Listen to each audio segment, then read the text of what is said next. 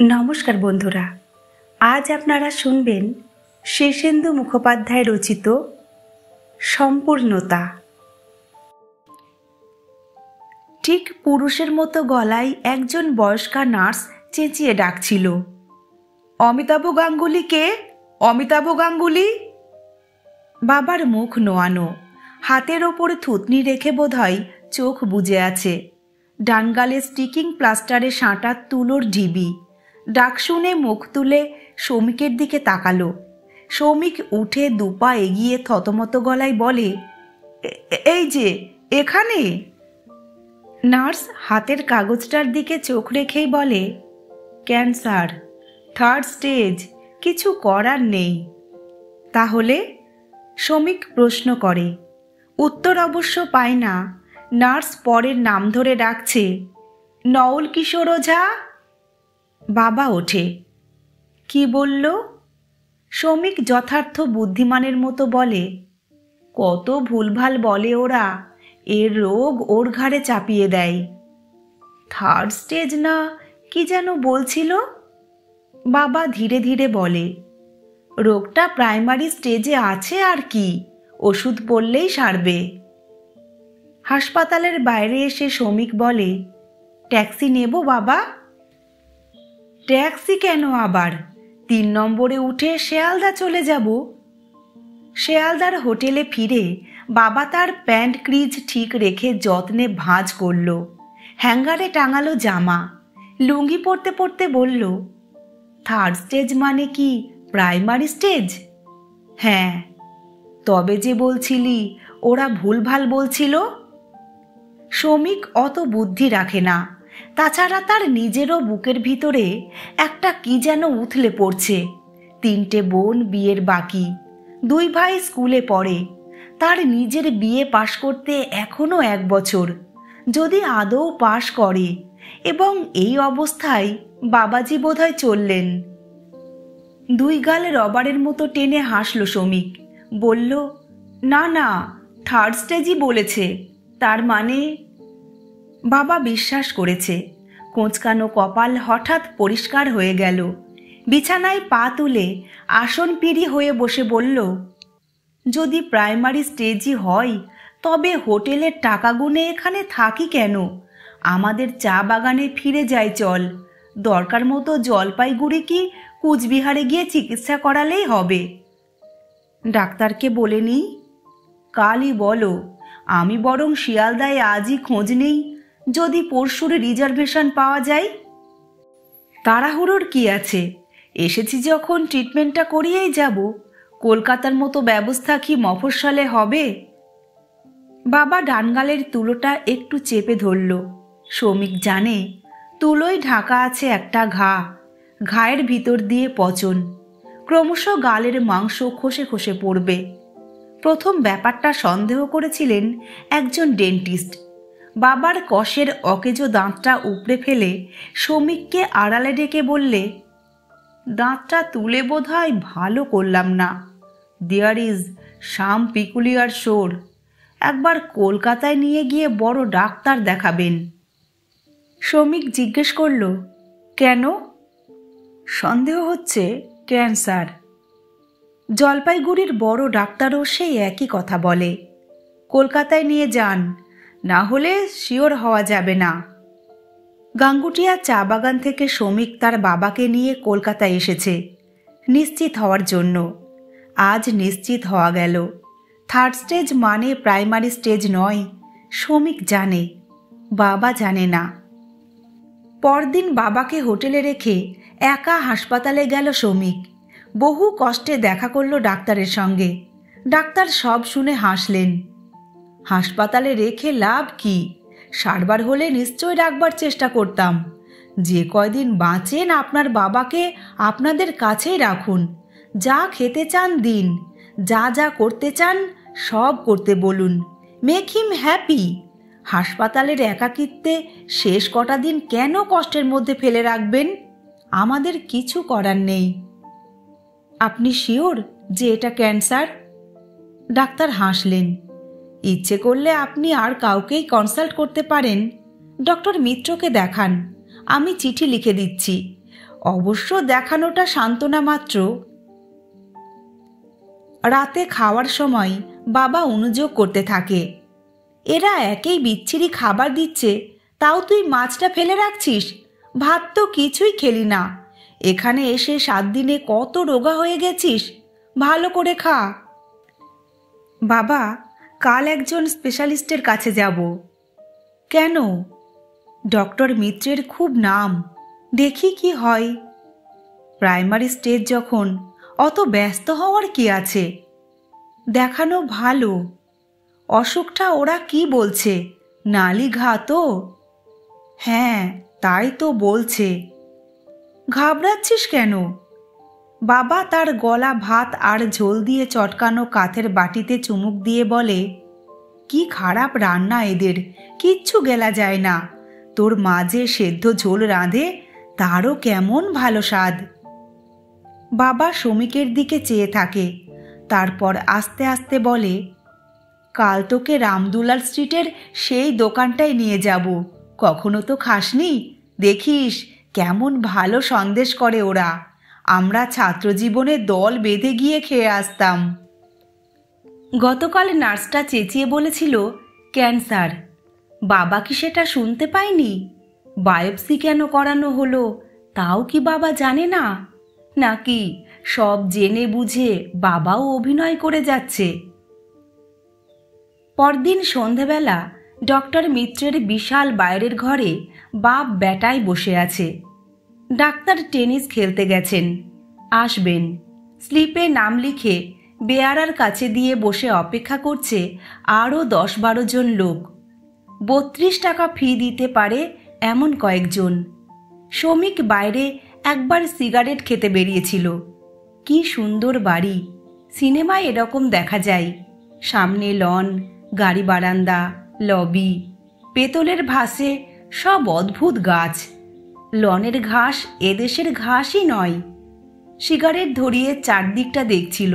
সফলতা একেই বলে। কত লোক কত বেশি সুখে আছে। গায়ের ঘাম তখনও মরেনি। অল্প বয়সী সুন্দর চেহারার এবং হাস্যমুখ ডাক্তারটি চটপটে পায়ে রুগীর ঘরে ঢুকে ভিতর দিকের চেম্বারে চলে যেতে যেতে একবার রুগীদের দিকে চেয়ে মিষ্টি করে হেসে গেলেন। হাসিতে বড়া ভয় এবং আত্মবিশ্বাস। শমিকের বুকটা ভরে ওঠে। বাবাকে সে ঠিক জায়গাটিতে নিয়ে এসেছে। এ তো আর হাসপাতালের বাজারি ব্যাপার নয়। এখানে ঠিকমতো পরীক্ষা হবে। বিচক্ষণ ডাক্তার ঘা পরীক্ষা করেই হেসে উঠে বলবেন, আরে দূর, এ তো সেপটিক কেস। ব্যাপারটা ঠিক সেরকম হলো না। ডাক্তারের চিঠিটা পড়ে ডক্টর মিত্র বাবাকে পরীক্ষা করলেন। বায়োপসি রিপোর্টটাও দেখলেন। মুখে হাসিটা ছিলই, আত্মবিশ্বাসও ছিল। বাবাকে বললেন, বয়স কত? 55। ছেলে মেয়ে? 3 ছেলে 3 মেয়ে, এইটি বড়। ডাক্তার শমিকের দিকে তাকিয়ে হাসলেন। কি করেন? পড়ি, বিএ। আর্টস? আমারও খুব ঝোঁক ছিল আর্টস পড়বার। আমার বাবা প্রায় জোর করেই ডাক্তারি পড়িয়েছিলেন। এই সব কথা বললেন ডাক্তার। একটা ছোট্ট চিঠি লিখে দিলেন হাসপাতালের ডাক্তারকে। বললেন, এটা ডক্টর সেনকে দেবেন, প্রেসক্রিপশন যা আছে তাই চলবে। কিছু করার নেই। খুব আস্তে, প্রায় ডাক্তারের কানে কানে বলে শমিক। ডাক্তার হাসলেন। রাস্তায় একটা ল্যাম্পপোস্টের তলায় চিঠিটা খুলে দেখল শমিক। লেখা, dear doctor Sen, the case is hopeless, please help this man, Mitra. বাবা শমিকের কাঁধের ওপর দিয়ে চিঠিটা দেখছিল। কি লিখে দিল রে? হোপলেস? হোপলেস ব্যাপারটা কি? চিঠিটা ভাঁজ করে রেখে শমিক বলে, হোপলেস নয়, লিখেছে হেল্পলেস। আমরা কলকাতায় তো কিছু জানি না, তাই লিখেছে অসহায়। ও। বাবা একটু গম্ভীর হয়ে বলে, 32টা টাকা নিল, কোনো প্রেসক্রিপশন দিল না? ওই ওষুধই চলবে। আর বেশি ছোটাছুটি করিস না। হাসপাতাল, ডাক্তার, এত কিছু করছিস কেন? অসুখ বিসুখে এসব তো একটু করতেই হয় বাবা। আমার আর ভালো লাগছে না রে, যা হবার হবে, চল বাগানে ফিরে যাই। শমিক মাথা নেড়ে বলে, আচ্ছা তাই হবে। বাবা উজ্জ্বল মুখে বলে, ঠিক তো? কাল রিজার্ভেশনের চেষ্টা করব। বাস রাস্তায় এসে বাবা বলে, এখন কোথায় যাবি? কোথায় আর যাব, হোটেলেই ফিরে যাই চলো। বাবা একটু হাসে, বলে, কাছেই গড়িয়াহাটা, চল একটু দোকান পসার সব ঘুরে যাই। সস্তায় গন্ডায় যদি পাই তো সকলের জন্য একটু জামা কাপড় নিয়ে যাব। পুজোর তো দেরি নেই, কলকাতায় একটু সস্তা হয়। এখন থাক বাবা, অনেক টাকা খরচ হয়ে গেল। তোর জন্যই তো, খামোখা আজ 32টা টাকা দিলি। ভালো ডাক্তারকে দেখালে নিশ্চিন্ত হওয়া যায় বাবা। চল দোকান টোকান একটু দেখে যাই, গড়িয়াহাটের কাপড়ের দোকানের খুব নাম শুনেছি। শমিক অগত্যা রাজি হয়। বাপ বেটায় হাঁটে গড়িয়াহাটের দিকে। বাবা গালের তুলোটা হাতের তেলোই একটু চেপে রেখে বলে, কলকাতায় এসে তো কেবল আমাকে নিয়েই হুড়যুদ্ধ করছিস। কাল বেরিয়ে একটু একা একা ঘুরবি, সিনেমা থিয়েটার দেখবি। তোদের বয়সে কি কেবল রোগের চিন্তা ভালো লাগে? কাল বেরোস। শমিক উত্তর দিল না। পরদিন সকালে উঠে বাবা বলল, কলকাতায় যা শব্দ, রাতে ভালো ঘুম হয় না। বাগানে থাকতে থাকতে এমন অভ্যাস হয়ে গেছে যে নিশুত নিঝুম না হলে চলে না, তার ওপর আবার ছাড় পোকা। শমিক জামা কাপড় পরছিল, একবার রেলের বুকিং অফিসে যাবে। বাবা শ্বাস ফেলে বলে, ঘাড়ের ব্যথাটাও হচ্ছিল, বিশ্রাম নাও। একা ঘরে কি ভালো লাগবে? তবে কি করবে? একটু বেরোবো ভাবছি, কলকাতা তো আমার অচেনা জায়গা নয়। শরীর খারাপ, একা বেরোনো কি ঠিক হবে? বাবা মাথা নেড়ে খুব তাচ্ছিল্যের সঙ্গে বলে, শরীর কিছু খারাপ নয়, বেশ তো আছি। কাছেই যাব, সীতারাম ঘোষ স্ট্রিটে। খগেন ওখানে থাকতো। খগেন কাকা তোমার বন্ধু তো? ছেলের চোখ থেকে চোখ সরিয়ে নিয়ে বাবা বলে, হ্যাঁ, এখনো আছে কি না কে জানে। 20 বছর খবর জানি না, বেঁচেই নেই হয়তো। আমাদের তো এখন সব যাওয়ার বয়স, একে একে সব রওনা হয়ে পড়ব। শমিক বলল, খগেন কাকার ওখানে যাবেই, তাহলে তৈরি হয়ে নাও, আমি তোমাকে পৌঁছে দিয়ে যাব। বাবা একটু অবাক হয়ে বলে, তুই সঙ্গে যাবি? না হলে তুমি একা এই ভিড়ে যেতে পারবে নাকি? বাবা একটু ইতস্তত করে বলল, তাহলে চল। মনে মনে হাসে শমিক। খগেন কাকা বাবার কেমন বন্ধু তা সে জানে না, শুধু এইটুকু জানে বাবা যৌবন বয়সে একটি মেয়েকে এসরাজ শেখাতো। সেই মেয়েটির প্রতি এক প্রগাঢ় দুর্বলতা জন্মেছিল, কিন্তু বাবা তাকে বিয়ে করতে পারেনি। বিয়ে করেছিল খগেন কাকা, সে ছিল বড় লোকের ছেলে। এ ঘটনা বাবা মাকে গল্প করেছিল, মায়ের কাছে তারা শুনেছে। খগেন নামটা শুনেই পূর্বাপর মনে পড়ে গেল। সীতারাম ঘোষ স্ট্রিটে বাড়িটা খুঁজে পেতে অসুবিধে হলো না। বিশাল বাড়ি, সিঁড়িতে এবং দেয়ালের নিচের দিকে এখনো মার্বেল পাথর দেখা যায়। মস্ত দরজা হাঁ করে আছে, তবে বাড়ির শ্রী দেখলেই বোঝা যায় অবস্থা পড়তির দিকে। রং চটে গেছে, জানলা দরজার পাল্লা জীর্ণ। ভিতরের চিৎকার চেঁচামেচিতে বোঝা যায় যে 2-4 ঘর ভাড়াটেও বসেছে। একজন চাকর গোছের লোক তাদের ওপরে নিয়ে গেল। চিক ফেলা বারান্দা, ডান দিকে ঘুরে দরদালান। দরদালানের প্রথম ঘরটাই তাদের বসিয়ে বলল, বাবু এই সময়টাই থাকেন না, গিন্নিমাকে খবর দিচ্ছি। বাবা একটু ইতস্তত করে বলল, খগেন বেরিয়ে গেছে? আজ্ঞে। তাহলে গিন্নিমাকেই বলো অমিতাভ গাঙ্গুলি এসেছে। এক সময়ে তোমার গিন্নিমাকে আমি বাজনা শেখাতাম, বললে হয়তো চিনতে পারবে। বলেই বাবা শমিকের দিকে চেয়ে হাসে। কুণ্ঠার সঙ্গে বলে, ছাত্রী ছিল। শ্রমিক সব জানে, তবু ভালো মানুষের মতো বলে, তাই নাকি? বাবা শ্বাস ফেলে বলে, কতকালের কথা। খগেনটা সুদ করছিল, সুদেরই কারবার ওদের। কালোয়ারি ব্যবসাও আছে বটে, তবে টাকা খাটানোই ছিল আসল। এ ঘরটা বেশ বড়, পুরনো আমলের বড় মেহগনি টেবিল, আবলুস কাঠের কালো চেস্ট অফ ড্রয়ার্স, সূক্ষ্ম সব ফুল লতাপাতা আর ময়ূরের কাজ করা বার্মা সেগুনের চেয়ার। চেস্ট অফ ড্রয়ার্সের ওপরে একটা ঢাকনা দেওয়া বাদ্যযন্ত্র রয়েছে, দেখলেই বোঝা যায় এসরাজ। পাশে একটা তবলা আর পেতলের ডুগি গদিমোড়া হয়ে বীরের ওপর ঘুমোচ্ছে। বাবা এখনও গাঙ্গুটিয়ার সন্ধ্যের পর মাঝে মাঝে এসরাজ নিয়ে বসে। শ্রমিক তবলা ঠোকে। বাবা হঠাৎ আপন মনে মাথা নেড়ে বলল, চিনতে পারবে না বোধহয়। কে চিনতে পারবে না? কমলা, কতকালের কথা।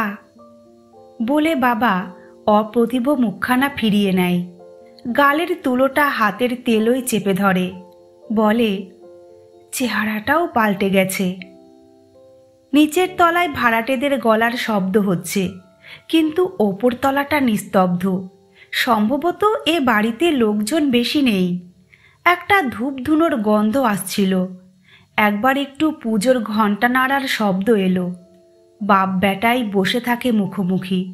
শ্রমিক বাবার দিকে তাকায় তো বাবা চোখ সরিয়ে নিয়ে দেওয়ালের অস্পষ্ট পুরনো অয়েল পেন্টিং দেখতে থাকে। হঠাৎ আপন মনে বলে, নেই নেই করেও এখনো অনেক আছে। এ বাড়িটার ভ্যালুয়েশনই 5-7 লাখ টাকা হবে, অথচ সুদের কারবারই নাকি ভালো হয় না। এরা তবে এত ভালো আছে কি করে? শ্রমিক একটু হতাশ হয়। পুরনো প্রেমিকের বাড়িতে বসে এ আবার কিরকম বিষয়ী কথাবার্তা। একটু পরেই সে আসবে। কাঁপা বুক, স্মৃতি আর অধৈর্য নিয়ে বসে থাকার কথা এখন। তেষ্টা পাবে, কথা হারিয়ে যাবে, দৃষ্টি চঞ্চল হবে। এ সময়ে বাড়ির ভ্যালুয়েশনের কথা মনে আসবে কি করে? বাবা শ্রমিকের দিকে তাকিয়ে বলে, তোর দেরি হয়ে যাচ্ছে না তো? হোক দেরি। শ্রমিক দৃশ্যটা দেখতে চাই। বাবা যদি কোনামাত্র খুশি হয়, যদি প্রেমিকাকে দেখে একটু মাত্র জীবনী শক্তি আহরণ করতে পারে, তবে শ্রমিকের বুক ভরে যাবে। সে মুখে বলে, না, দেরি হচ্ছে না। রিজার্ভেশন যদি না পাস? পাবো না ধরেই নিয়েছি, গাড়িতে যা ভিড়, না পেলে ব্ল্যাকে কিনে নেব। আবার গুচ্ছের টাকা নষ্ট। কাল কাপড় জামায় অনেক বেরিয়ে গেছে। শ্রমিক হাসল। আবার বিষয়ী কথা। মুখে বলে, সে তো তোমার জন্যই। অত কিনতে কে বলেছিল? বাবা অপ্রতিভ হাসে। শ্রমিক দরজার দিকে পাশ ফিরে বসেছিল, বাবার দিকে চেয়ে। বাবার দরজার দিকে মুখ। হঠাৎ দেখল বাবার মুখটা পাল্টে গেল। শরীরটায় কি একটু শিহরণ হলো? শ্রমিক তাকিয়ে মহিলাকে দেখতে পায়। মাথায় অল্প ঘোমটা, ফর্সা, সুগোল ভারী চেহারা, মুখখানা প্রতিমার মতো সুশ্রী। তার নিজের মায়ের মতোই বয়স হবে, তবে ইনি অনেক সুখী। মুখে একটু হাসি। বাবা উঠে দাঁড়ায়। মহিলা এগিয়ে এসে পা ছুঁয়ে প্রণাম করেন। চিনতে পেরেছ? বাবা জিজ্ঞেস করে। ও মা, চিনব না? এই ছেলে বুঝি? বড়জন। বসুন। বাবা বসে। মহিলাও বসেন একটু দূরে চেয়ারে। সাবধান গলায় বলেন, কবে আসা হলো? গালে ওটা কি? বাবা গালের তুলোয় হাত চেপে বলে, এর জন্যই তো আসা, একটা ঘায়ের মতো। ডাক্তার বলেছেন ভয়ের কিছু নয়। ঘা? হ্যাঁ, দাঁত তুলে সেপটিক হয়ে গিয়েছিল। ও, তোমরা সব কেমন আছো? বহুকাল খবর বার্তা পাই না। মহিলা হাসেন, বলেন, আপনি সেই চা বাগানে এখনো আছেন?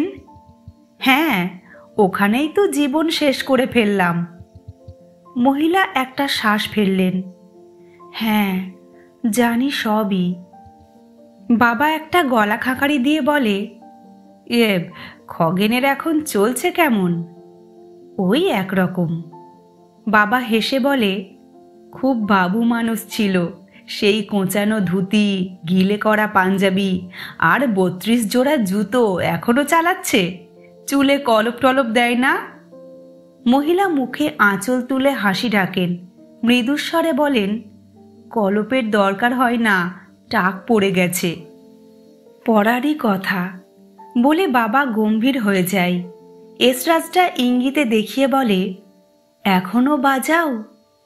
মহিলা মাথাটা নুইয়ে দেন, মাথা নাড়েন, না, বাজান না। বাবা চুপ করে দেয়ালের দিকে চেয়ে থাকে। হলঘর থেকে দেয়াল ঘড়ির শব্দ আসে। চাকর মিষ্টির প্লেট রেখে যায়, গেলাসে জল, চা। বাবা প্লেটের দিকে চেয়ে বলে, চিবোতে পারি না। কষ্ট হয়? হ্যাঁ, আমার পথ্য লিকুইড। শরবত করে দিই? না। মহিলা তবু উঠে যান। বোধহয় শরবতের ফরমাস দিয়ে এসে আবার বসেন। ঘোমটা খসে গেছে, এখনো কি গহীন কালো চুলের রাশি। খগেনকে বলো আমি এসেছিলাম, কাল বা পরশু ফিরে যাব। মহিলা চুপ করে থাকেন। শ্রমিক একটা দুটো মিষ্টি খায়, চা শেষ করে। তারপর উঠে বলে, বাবা আমি আসি। যাবে? বাবা তটস্থ হয়ে বলে, আমি বা বসে থাকি কেন, খগেন যখন নেই। মহিলা ঘোমটা আবার মাথায় তুলে শ্রমিককে বলেন, তুমি এখন কোথায় যাবে বাবা? একটু কাজ ছিল। আমি ওকে পৌঁছে দেওয়ার ব্যবস্থা করব। উনি একটু থাকুন এখানে, কেমন? বাবা অপ্রতিভ হয়। শ্রমিক এটাই চাইছিল। তার সামনে জমবে না ওদের। তার পালানো দরকার এখন। সে মহিলাকে একটা প্রণাম করে বলে, আচ্ছা, বাবার কোনো তাড়া নেই, সারাদিন তো একা। মহিলা হাসলেন, বললেন, আমারও তাই, একা। বলেই সামলে গেলেন। হেসে বললেন, আসলে ছেলেপুলে নেই তো। খুব ধীরে শ্রমিক দরদালানে বেরিয়ে আসে, বারান্দা পার হয়, সিঁড়ির মুখে চলে আসে। আর সেইখানে নিস্তব্ধ সিঁড়ির মুখে চুপ করে একটু দাঁড়িয়ে থাকে। কিসের জন্য যেন উন্মুখ ও উৎকর্ণ হয়ে থাকে। আর হঠাৎ শুনতে পাই মৃদু একটা সুরের কেঁপে ওঠা। এসরাজ বেজে উঠল। নিশ্চিন্তে শ্রমিক সিঁড়ি ভেঙে নামতে থাকে। দুপুরে যখন খেতে হোটেলে ফিরেছিল শ্রমিক, তখনও বাবা ফেরেনি। শ্রমিক তাই বেরিয়ে পড়ল। মন ভালো ছিল না, এলোপাথারি ঘুরল কেবল। বাবাজি চললেন। গাছের মতো, স্তম্ভের মতো। বাবাজি আর থাকবেন না। 3টে বোনের বিয়ে বাকি, ভাইরা এখনো নাবালক। কিন্তু সে সমস্যার চেয়ে বড় হচ্ছে শোক। সংসারের অপরিত্যাজ্য, অবিভাজ্য একজন থাকবেন না। লোকটা তার প্রেমিকার বাড়িতে সকালে এসরাজ বাজাতে বসেছিল। জানে না একটা কালো হাত নালি ঘা বেয়ে নেমে যাচ্ছে তার বুকের সুরের উৎসের দিকে। প্রাণঘড়ির কল টিপে বন্ধ করে দেবে। নার্সটা চেঁচিয়ে বলেছিল, ক্যান্সার, 3rd স্টেজ, কিছু করার নেই। সে কথা বাবা কি শোনেনি? কিংবা ডাক্তার মিত্রের লেখা চিঠিখানা, হোপলেস, শব্দটিও কি দেখেনি নিশ্চিতভাবে? বড় অবাক লাগে। লোকটা নিশ্চিন্ত মনে এসরাজ বাজাচ্ছিল আজ সকালেও। ফিরতে সন্ধে হয়ে গেল। এসে দেখল বাবা খুব নিবিষ্ট মনে সুটকেস গোছাচ্ছে।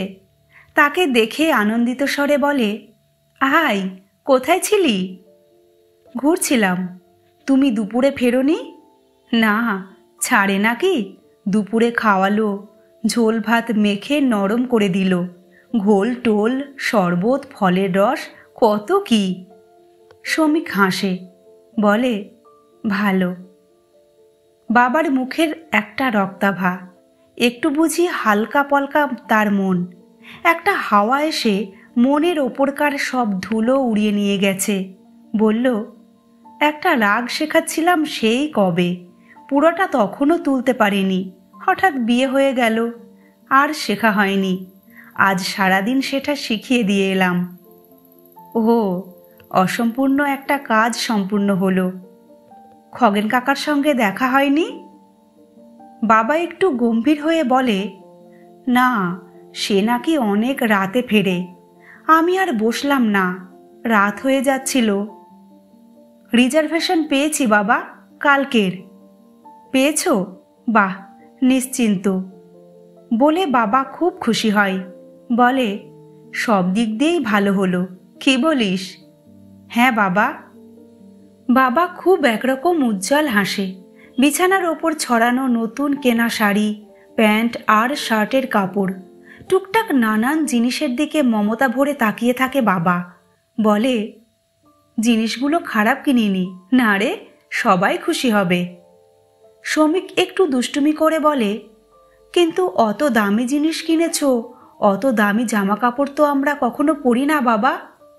তা হোক, তা হোক, বাবা খুশির গলায় বলে, আমার তো এটাই শেষ পুজোর বাজার, এবারটায় না হয় দামেই দিলাম। বড় চমকে যায় শ্রমিক, এক দৃষ্টে বাবার দিকে চেয়ে থাকে। তবে কি বাবা জানে? জেনেও বাবা স্বাভাবিক আছে? এত আনন্দ, এত খুশির মেজাজ? শ্রমিক মনে মনে বলে, তবে কি জানো বাবা? বাবা তার দিকে চোখ তুলে চায়, বলে, একটা অসম্পূর্ণ কাজ আজ সম্পূর্ণ হলো, বুঝলে? কমলাকে রাগটা শিখিয়ে এলাম, মনটা বহুকাল ধরে ভার হয়েছিল। বাবা চুপ করে হাসি মুখে ছেলের দিকে চেয়ে থাকে। শ্রমিক পরিষ্কার বুঝতে পারে বাবার চোখ নিঃশব্দে তার প্রশ্নের জবাব দিল, জানি হে, জানি। গল্পটি এখানেই শেষ হলো। গল্প পাঠ আপনাদের কেমন লাগলো কমেন্ট করে জানাবেন। এরকম আরও ভিন্ন ভিন্ন স্বাদের গল্প শোনার জন্য চ্যানেলটিকে সাবস্ক্রাইব করার অনুরোধ রইল। ফিরে আসছি খুব শীঘ্র নতুন একটি গল্প নিয়ে। ততক্ষণ সবাই ভালো থাকবেন, সুস্থ থাকবেন। নমস্কার।